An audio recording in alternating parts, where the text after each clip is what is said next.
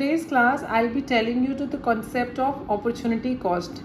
This can be better explained with an example, जिसमें कि एक इंडिविजुअल है mister x.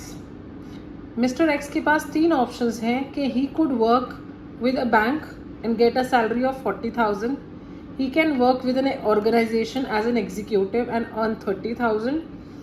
He can become a journalist and earn a monthly salary of 35,000.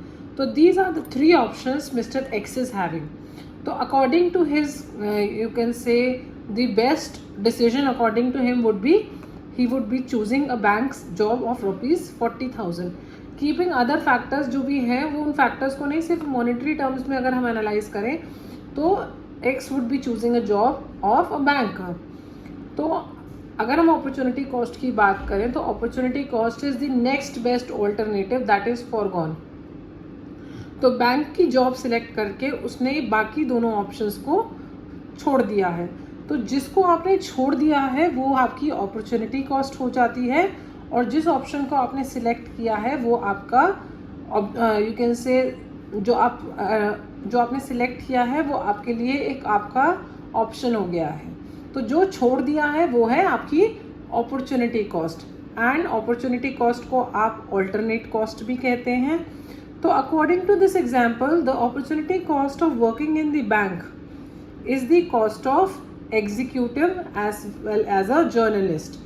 तो अगर हम बात करें अपॉर्चुनिटी कॉस्ट जो कंसेप्ट है इकोनॉमिक्स में, that is very important because opportunity concept जो आपका अपॉर्चुनिटी कॉस्ट का जो कंसेप्ट है वो आपका जो स्कैरसिटी का कंसेप्ट है उसको कहीं ना कहीं क्लैरिफाई करता है.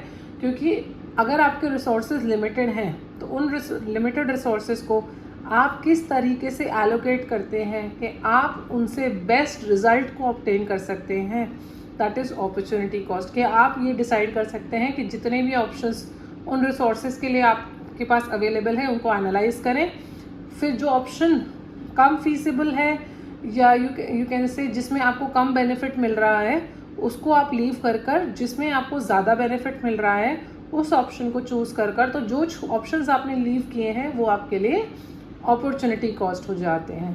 तो that's all for the class. Thank you.